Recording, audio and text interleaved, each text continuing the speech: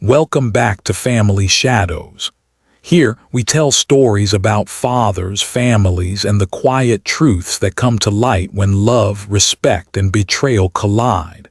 If you're new here, make sure you subscribe and stay with us, because every week we uncover stories that touch the heart and leave you with something to think about. Tonight's story is titled, "At my son's funeral, a text said, 'I'm alive, don't trust my wife.'" The first thing you notice at a funeral is silence, not the kind of silence you find in a library or a church service on Sunday morning, but a heavier, suffocating silence. It's the kind of silence that follows loss, an air too thick to breathe, as if even the oxygen carries grief. Robert Hayes sat in the third pew from the front, his hands folded, knuckles white against each other. He was 62, a carpenter by trade, a father by conviction. His back was slightly stooped now, the shoulders of a man who had carried too much wood, too many burdens, and perhaps too many disappointments. Before him rested a closed casket, dark oak, polished smooth, the kind of casket that glimmered faintly under the soft yellow lights of the funeral home. Inside, or at least so the world believed, lay his only son, Michael Hayes, 35 years old, father to an 8-year-old girl, and husband to a woman whose sobs echoed through the chamber like a knife dragging across glass. Laura Hayes. She was dressed in black from head to toe, a lace veil trembling as her shoulders shook. To most eyes, she was the picture of devastation, a young widow clinging to her daughter Emma, brushing strands of chestnut hair from the girl's damp cheeks. People whispered about her courage, about the cruelty of life, about how unfair it was for a young woman to lose her husband so soon. But Robert, sitting there, felt something else. A strange stillness in his chest, a feeling that grief, real as it was, didn't yet have the full grip on him. It wasn't denial and it wasn't numbness. It was something unsettled. He bowed his head as the pastor spoke of ashes and dust, of life given and taken away. He tried to listen, tried to pray, but his mind drifted, as minds do when death visits too soon. He remembered Michael at 10, sprinting across the yard with a baseball glove too big for his small hands. He remembered the way his son's laugh used to break into hiccups. He remembered the years they drifted apart, the choices Michael made, the arguments that carved valleys between them. And he remembered with shame the last conversation they had, two stubborn men, raising voices, neither willing to bend. The silence of regret is perhaps the heaviest silence of all. Robert reached into his coat pocket for a handkerchief, but instead felt the buzz of his phone. It startled him. Who would dare call during a funeral? He pulled the phone out discreetly, angling it low so no one else could see. A single notification blinked on the screen, a text message from an unknown number. His thumb hesitated, trembling slightly as he tapped it open. The words appeared in a simple gray bubble. "I'm alive. Don't trust Laura." The world tilted. The pastor's voice blurred, the sobs around him muffled. Robert stared at the phone, the letters etched into his vision like fire. His first instinct was disbelief. A cruel prank, he thought. Someone's sick idea of a joke. But then he read it again. "I'm alive. Don't trust Laura." 2 sentences, nothing more, but in them the weight of everything shifted. Robert's breathing quickened. His pulse drummed in his ears. He turned slightly, eyes flickering to Laura in the front row. She clutched Emma tightly, her body swaying with each sob, her tears dampening the child's dress. The room saw a grieving widow, but Robert saw the message. And the message said, "Don't trust her." A chill ran through him, so sharp it felt like someone had opened a window in midwinter. He slipped the phone back into his pocket, his mind racing. His son, alive, could it be? He had identified Michael only by a burned wallet, a charred license after the car accident. There had been no open casket. Laura had insisted it was too painful, too disfigured. Everyone accepted her word. But now, Robert pressed his palms together, leaning forward as though in prayer. In truth, he was trying to steady his hands, which trembled uncontrollably. His lips moved soundlessly, part prayer, part question. God, what is happening? The rest of the service passed in a blur. The pastor's words were rivers he couldn't follow. He caught glimpses of faces, neighbors, co-workers, family, all reflecting grief, sympathy, pity. People touched his shoulder as they passed, offering the kind of condolences that never truly fit. He was taken too soon. At least he's at peace now. You raised a good man. Robert nodded, but their words passed through him like smoke. What anchored him wasn't sorrow, it was that text. When the final hymn faded and the casket was carried down the aisle, Robert stood stiffly, his legs wooden. The crowd trailed behind, murmurs rising, footsteps echoing. Laura walked ahead, clinging to Emma with one hand and dabbing her eyes with the other. The little girl looked back once, her gaze meeting Robert's. Her eyes were wide, confused, searching for something steady in the storm. He wanted to kneel, to hug her, to whisper that everything would be okay. But how could he when he didn't know what was real anymore? At the graveside, as the casket was lowered into the ground, Robert's phone buzzed again. His heart lurched. He waited until no one looked his way, then glanced down. No new message. Just the echo of the first one, still glowing on his screen as though daring him to believe. I'm alive. Don't trust Laura. He swallowed hard, his throat burning. Was his son buried today, or was he being buried alive somewhere else? The thought gnawed at him, vicious and relentless. He clenched his jaw, staring at the woman in black who wept beside the hole in the earth. Grief had a shape when he walked into that funeral home, but now it had changed. Now it was something darker, sharper, not just grief anymore, suspicion. And for the first time that day, Robert Hayes felt something stronger than sorrow. He felt fear. The cemetery grass was soft and damp beneath Robert's shoes, still wet from the morning rain. People lingered after the casket was lowered, some standing in groups, whispering the language of grief. Low voices, nods of consolation, the occasional tear wiped discreetly. The pastor gave a final blessing and the crowd began to thin. Robert stayed behind, not ready to leave, though his heart screamed for air. He watched Laura kneel by the grave, one hand resting on the fresh mound of earth, the other clinging to Emma's shoulder. Her cries pierced the quiet. They were sharp, guttural sobs, the kind that wrung sympathy from every onlooker. Women dabbed their eyes, men cleared their throats. Some approached Laura, placing a hand on her back, whispering words of comfort. She nodded between sobs, face contorted, eyes red-rimmed and puffy. To everyone else, it was the portrait of a grieving wife. But Robert could not untangle the image before him from the message in his pocket. Don't trust Laura. The words haunted him with every tear she shed. Emma leaned against her mother's arm, small and fragile. She looked lost, eyes darting between the grave and her grandfather, as if searching for someone who could explain the inexplicable. Robert caught her gaze again, and something in his chest tightened. Children did not understand betrayal. They only knew love, or the absence of it. Laura pressed her forehead against the mound of dirt. Her shoulders shook violently. "Why did you leave me, Michael?" she cried out, voice cracking. "Why did you leave us?" The crowd stirred, touched by the rawness of her lament. Robert remained still, hands gripping the brim of his hat, eyes narrowed. He wanted to believe her pain was real.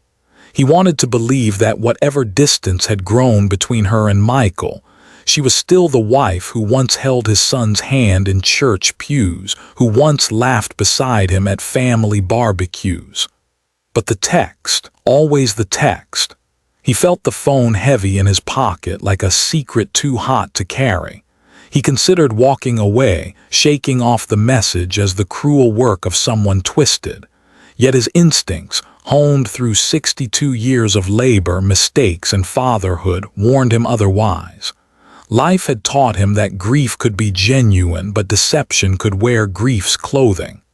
When the crowd finally drifted toward their cars, Robert approached slowly.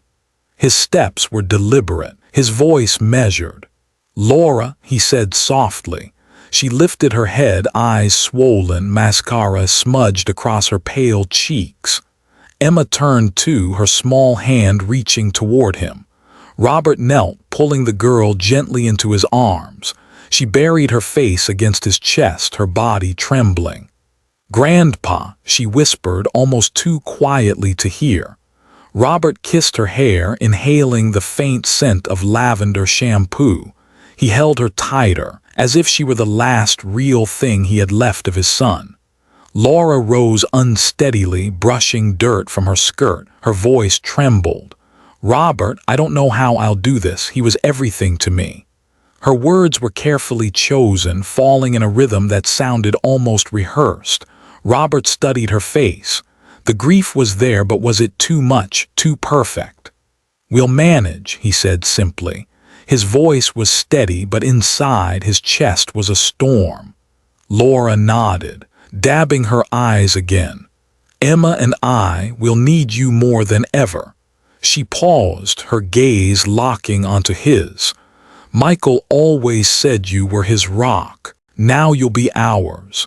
The words felt like a chain being slipped around his neck. To everyone else they were a tribute, but to Robert, with that text still burning in his pocket, they sounded like a claim.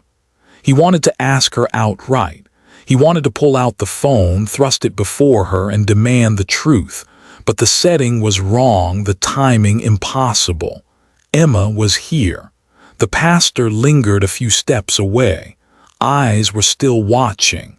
Instead, Robert placed a hand on Emma's shoulder, forcing a faint smile. "Come on, sweetheart, let's get you home." Laura's sobs softened into sniffles. She straightened her veil, smoothed her dress, and walked beside them to the car. Her arm brushed his once, light but deliberate. "Thank you for being here, Robert," she murmured. He nodded without looking at her. The drive back was cloaked in silence. Emma fell asleep in the back seat, her small body curled against the door, her breathing uneven. Laura stared out the window, dabbing her eyes with a crumpled tissue. Robert gripped the wheel, his jaw set, his mind replaying the message like a broken record. "I'm alive. Don't trust Laura." The trees blurred past, autumn leaves scattered in the wind.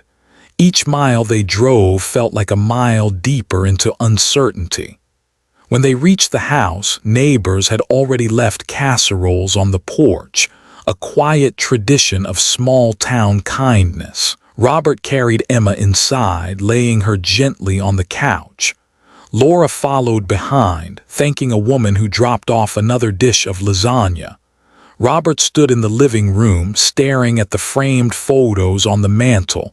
Michael in his baseball uniform, Michael at his wedding, Michael holding Emma as a newborn.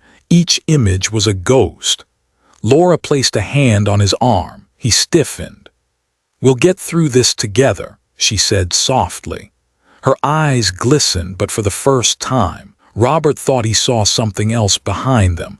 Not grief, not love, something colder. He managed a nod, forcing his voice steady. "Yes," he said, "together." But inside he knew this was no ordinary loss. This was the beginning of something darker. That night, Robert sat at the edge of his bed, the glow from the bedside lamp spilling across the creased comforter. The house was quiet, too quiet. He had offered to stay at Laura's place to help with Emma, but she declined politely, saying she needed time alone with her daughter. It should have sounded reasonable. A widow and her child seeking solitude in grief. But the words rattled in Robert's chest like loose nails in a box. He pulled the phone from his pocket for the 100th time that day. The message still glared back at him. "I'm alive. Don't trust Laura." He read it over and over as if repetition might reveal some hidden truth. The number was unknown, a string of digits with no name attached. He scrolled back, hoping for another message, another sign. Nothing, just those 8 words searing his mind. He leaned back against the headboard, staring at the ceiling. A carpenter all his life, Robert trusted what he could see, what he could measure. Wood did not lie. If a board was warped, it was warped. If a joint was loose, it was loose. The truth was visible, tangible, undeniable. But people could smile while deceiving you. They could cry while hiding a knife behind their back. He closed his eyes, and memories of Michael returned. His son at 12, pounding nails into a piece of scrap wood in the garage, looking up at him with eager eyes. "Is it straight, Dad?" he'd asked. And Robert had placed his calloused hands over Michael's smaller ones, showing him how to line it up, how to trust the level. "Trust the level and you'll never be fooled," he had said.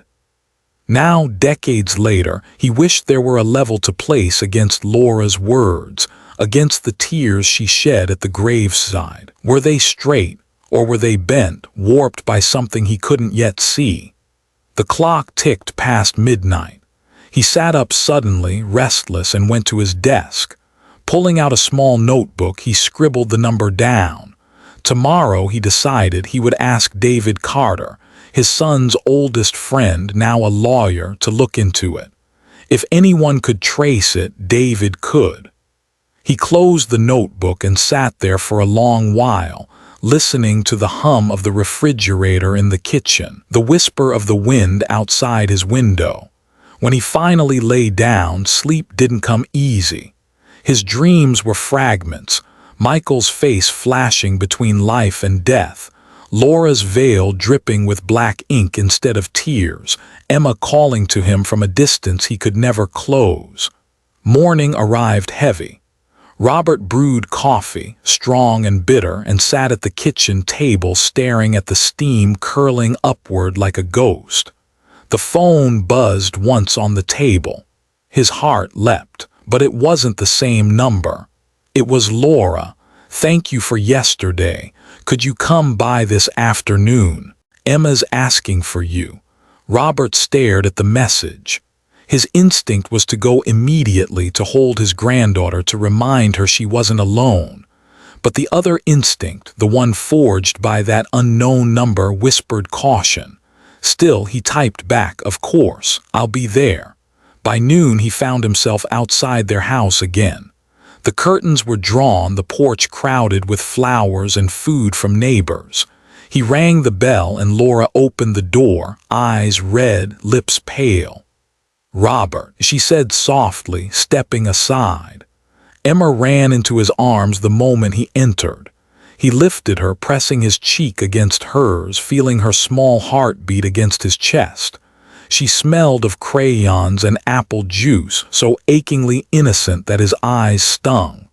Laura watched from the doorway to the kitchen. "She wouldn't stop asking for you," she said, her voice cracking. Robert nodded, but he couldn't look at her too long. The message echoed inside him like a drumbeat. "Don't trust Laura." He set Emma down and she tugged his hand toward the living room, showing him a drawing she had made. 3 figures holding hands under a bright yellow sun. She pointed. "That's Daddy, that's Mommy, that's me." Then she scribbled a smaller figure off to the side. "And that's you, Grandpa."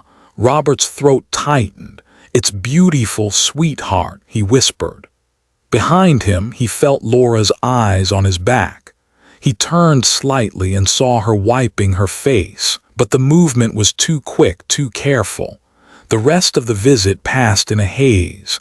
Emma chattered about school, about her stuffed animals, about how she dreamed of Daddy coming home. Each word was a blade to Robert's heart.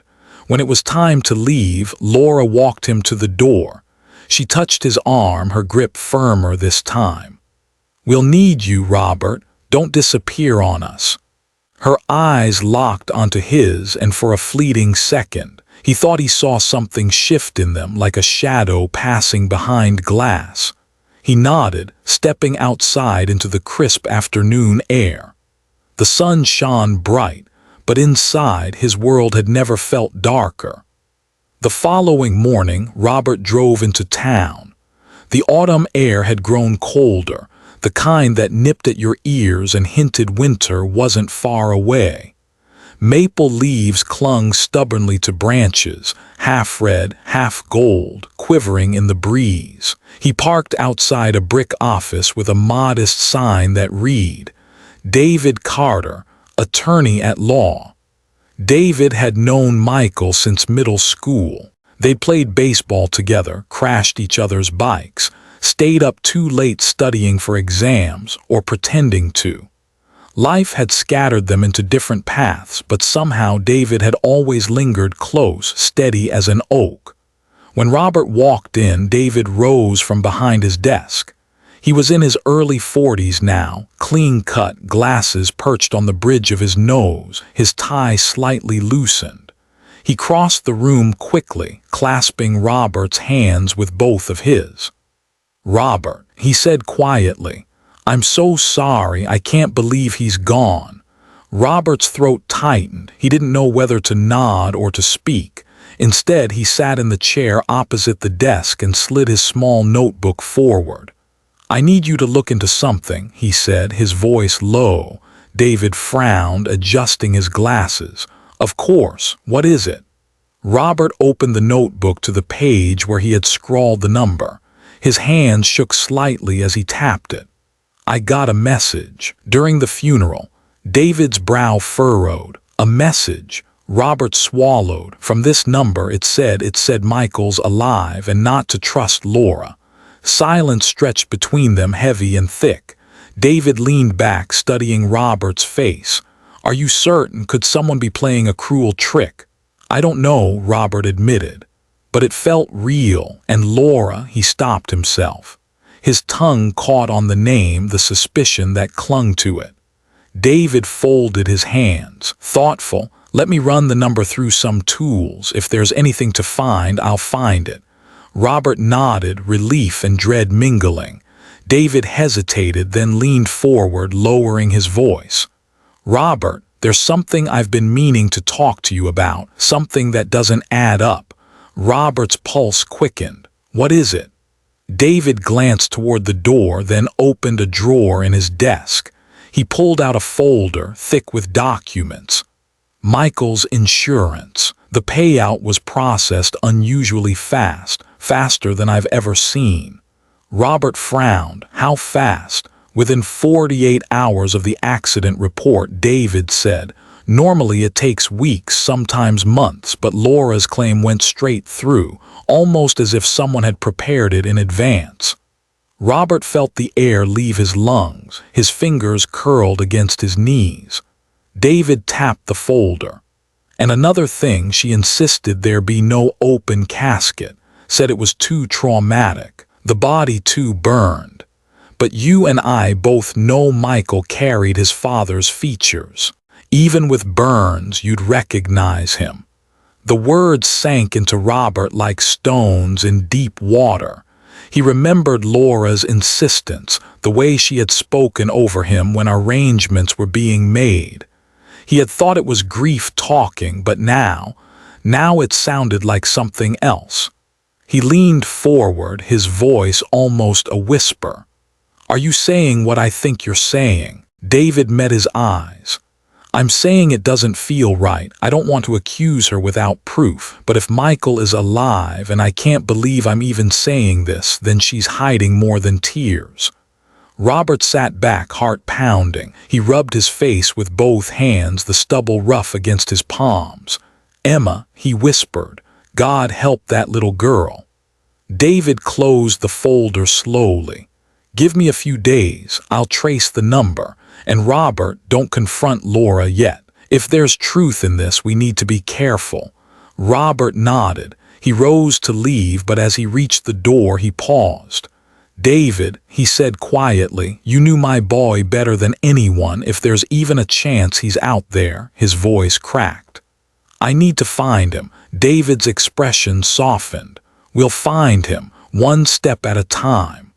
Robert walked out into the cold, his chest heavy but his purpose clear. The world thought his son was gone, but Robert now carried a secret, a dangerous one. As he climbed into his truck, his phone buzzed again. His hand trembled as he snatched it up. The same unknown number, this time only 2 words, not safe. Robert's breath caught. He stared at the screen, the words pulsing like a heartbeat. Somewhere his son was alive. Somewhere danger lurked. And the woman crying widow's tears in that house might not be the victim everyone believed. 2 days later, Robert sat at his kitchen table, the morning sun cutting across the floorboards he had laid himself 20 years earlier. The smell of coffee filled the air, though the mug in front of him had long gone cold. He was staring at his phone, waiting for David's call. Every second stretched, heavy with questions that had no safe answers. When the phone finally buzzed, he snatched it up. Robert, David's voice came steady but lower than usual, the kind of tone a man uses when he's carrying something fragile. I have something you need to see. Can you come down to my office?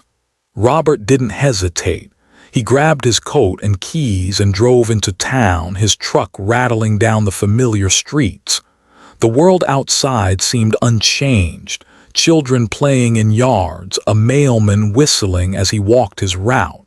But inside Robert's chest, the air was different, charged.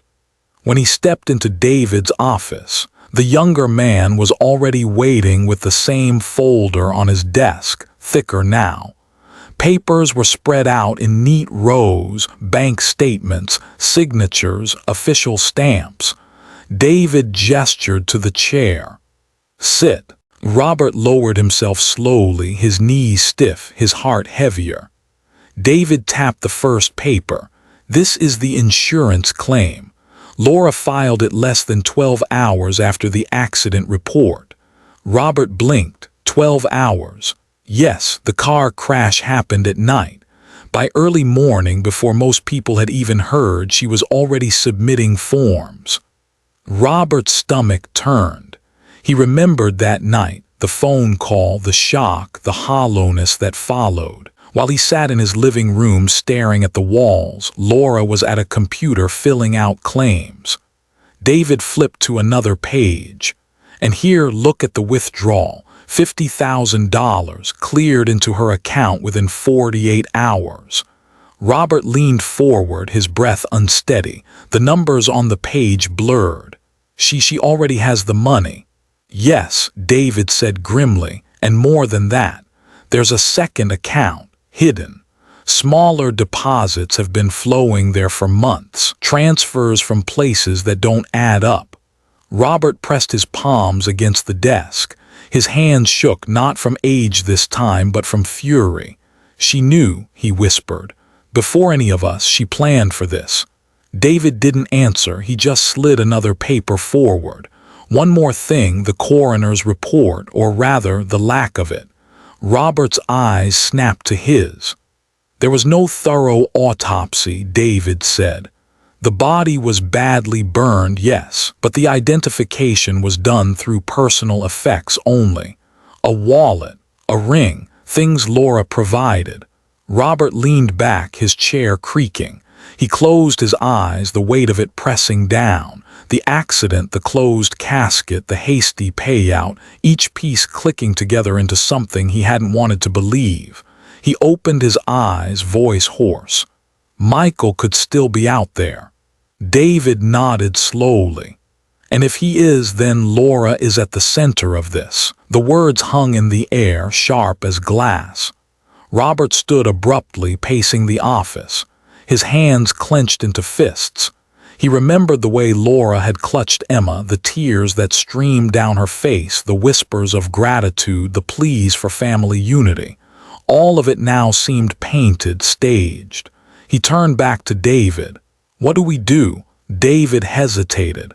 "First, we wait. Whoever sent those texts, they know something. They may reach out again. And second, we document everything. If Laura's involved in fraud, if she's hiding Michael, the law will catch her. But we can't tip our hand too soon." Robert sank back into the chair, exhaustion flooding him. "Emma," he whispered again. The name was a prayer, a plea. "That little girl is in the middle of this." David leaned forward, voice steady. "Then we protect her quietly until we know more." Robert rubbed his temples. His mind replayed every detail, the closed casket, Laura's trembling sobs, her hand gripping his arm at the door. Each memory now glowed with suspicion. The way wood reveals its flaws only when the varnish wears thin. And then, as if on cue, his phone buzzed again. He snatched it from his pocket, heart pounding. The same unknown number. "Meet me tonight. Warehouse on Miller Street. Come alone." Robert's throat went dry, his hands clenched around the phone. David read the message over his shoulder, his eyes widened then narrowed. "Robert, this could be a trap." Robert's gaze hardened. "Or it could be my son." The two men stared at each other, the air thick with the weight of what came next. Robert knew one thing for certain. Whatever truth lay waiting at that warehouse tonight, his life, and Emma's, would never be the same again. The warehouse on Miller Street had been abandoned for years. Robert remembered it from his younger days when trucks still came and went, unloading lumber and steel. Now the chain-link fence sagged in places, the windows were black with grime, and weeds curled up through the cracks in the pavement. He parked his truck 2 blocks away, unwilling to draw attention. The November air was sharp, every breath like glass in his chest. He pulled his coat tighter and walked with slow, deliberate steps, the crunch of gravel beneath his boots sounding too loud in the silence of the night. The message had been clear. Come alone. Every instinct told him to call David, to bring someone, anyone, but the words in his pocket burned hotter than caution. I'm alive. Don't trust Laura. As he reached the wide metal door of the warehouse, Robert paused. He could hear his own pulse thudding in his ears. With a trembling hand, he pushed the door. It groaned open, the sound echoing through the hollow cavern inside. The air was damp, tinged with rust and dust. Moonlight filtered through broken panels high above, casting pale beams across the concrete floor. "Hello," Robert called softly, his voice breaking the stillness. For a moment there was nothing, only the drip of water somewhere in the distance. Then a shadow moved. A figure stepped from behind a stack of crates, limping slightly, shoulders hunched. Robert froze, his breath caught. The man was gaunt, his face unshaven, clothes worn and torn. But the eyes, those eyes, Robert knew them. "Michael," he whispered. The figure stopped. His voice came rough, cracked from disuse. "Dad." Robert's knees nearly gave out. He staggered forward, his hands trembling as though afraid to touch something too fragile, too miraculous. When he reached his son, he gripped his shoulders, staring into the face he had thought buried days ago. Michael's eyes filled with tears. He clutched his father, his body shaking. "It's me, I'm here." Robert's own tears blurred his vision. He pressed his forehead to his son's, holding him as though to anchor him to the earth. "I thought I lost you," he choked. They told me you were gone." Michael shook his head violently. "No, Dad, I barely made it out. The accident wasn't what it seemed." He pulled back, glancing around the shadows as though expecting someone to emerge. His voice dropped. "Laura, she set me up. The words fell like stones in Robert's chest, confirming the fear that had taken root since the funeral. Michael gripped his father's arm. "She planned it, Dad. She wanted me dead. The insurance, she knew everything. She had help. I don't know from who, but I heard them talking before the crash. I only survived because I crawled out before the car went up." His voice cracked. "I hid. I had to. If I showed myself too soon, she'd finish what she started." Robert's stomach turned. He thought of Laura's tears at the graveside, the way she had pressed against Emma, her soft words about family, all of it a mask. Michael looked down, his body trembling. "I can't go back, not yet. Emma." His voice broke on his daughter's name. "I miss her so much. But if Laura knows I'm alive, Emma's not safe." Robert's heart ached. He pictured his granddaughter's wide eyes, her drawings of family under a yellow sun. He thought of her innocence, caught in a storm she couldn't understand. He pulled Michael close again, voice steady despite the storm inside him. "We'll protect her. We'll find a way, but you can't stay hidden forever." Michael nodded slowly, tears streaking his face. "I know, but right now we have to be smart. You can't let her suspect. Promise me, Dad." Robert swallowed hard. His voice came low, firm. "I promise." They sat together on a cold crate, father and son reunited in shadows. Michael told him fragments, whispers of voices, a glimpse of another man Laura had met secretly, money that moved through accounts he never knew about. Each detail sharpened the picture, though much of it remained unfinished, a puzzle missing its edges. When the hour grew late, Michael pulled back into the shadows. "I'll contact you again. I can't stay here long. Just keep Emma safe, and keep watching Laura." Robert cupped his son's face one last time, memorizing every line, every scar. "I will, on my life." Then Michael slipped away, swallowed by the darkness of the warehouse, leaving Robert standing alone under the pale beams of moonlight. As he stepped back into the night air, Robert felt both renewed and burdened. His son was alive, but so was the danger. And at home, in a house filled with sympathy cards and casseroles, a woman wept her perfect tears, tears Robert now knew were laced with lies. Robert drove home from Miller Street in silence, both hands gripping the steering wheel so tightly that his knuckles gleamed pale in the glow of the dashboard lights. His heart was still racing, the memory of Michael's trembling voice echoing in his ears. "She set me up. She wanted me dead." Every syllable felt like a nail hammered into his chest. When he pulled into his driveway, the house looked the same as it always had, quiet, modest, the porch light casting a warm circle against the dark. But for the first time, it felt like a refuge for secrets too heavy to name. He sat in the truck for a long while, staring at the shadows on his lawn before finally stepping inside. The next day, Robert met David in his office again. He closed the door behind him and sat heavily in the chair across from the desk. "I saw him," Robert said without preamble. His voice was raw, shaking. David's eyes widened behind his glasses. "Michael," Robert nodded, his throat tightened, but the words came anyway. "He's alive, barely, but alive. I held him with my own hands."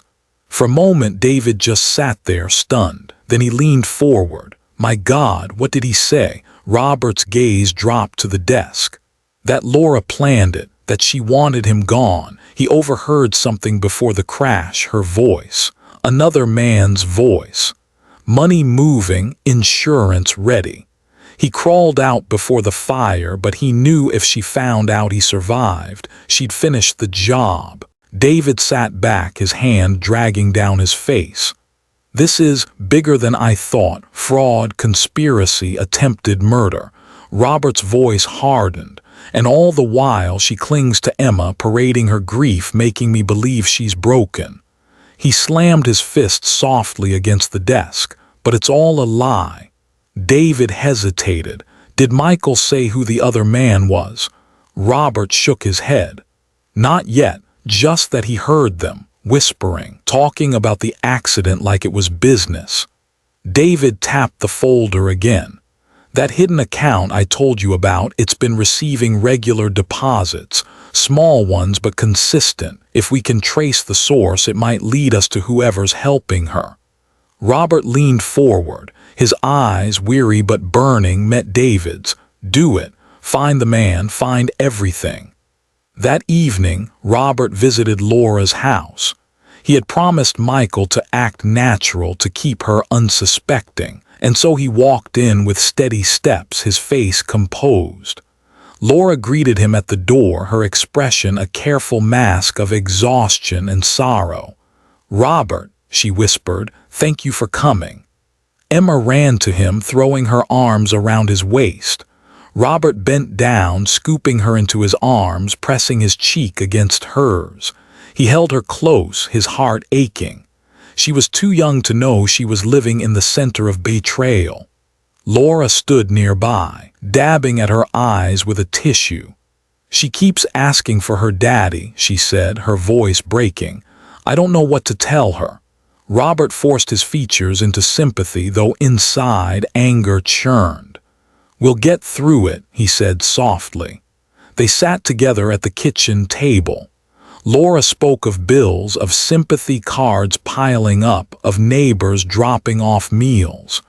Her words flowed with practiced grief, her hands occasionally trembling for effect. But Robert wasn't listening to the words anymore. He was watching her eyes, the way they shifted too quickly, the way they hardened when she thought no one was looking. He saw the glimmer of calculation behind the veil of tears. At one point, Laura reached across the table, resting her hand lightly on his. "I don't know what I'd do without you, Robert. You've been my strength." The touch sent a cold shiver through him. He withdrew slowly, masking it with a cough. When he left the house that night, Emma's small hand waving from the window, Robert's chest felt heavier than it ever had. He walked to his truck under the weight of two truths. His son was alive, and his son's wife was his would-be murderer. As he started the engine, his phone buzzed again. Another message from the same number. "She suspects. Be careful." Robert's eyes flicked back to the glowing window where Laura stood, her silhouette framed by the curtains. The betrayal was no longer hidden. It was alive, breathing in the same house as his granddaughter. And sooner or later, it would explode into the open. The courthouse smelled faintly of old paper and polished wood. Robert sat on the hard bench near the front, his hands folded in his lap. Beside him, David shuffled a stack of files, his expression steady but alert. The day had come. At the other end of the room sat Laura. Dressed in black again, as if mourning could be worn like a costume, she dabbed her eyes with a tissue. To anyone else, she might have looked like a grieving widow still trapped in sorrow.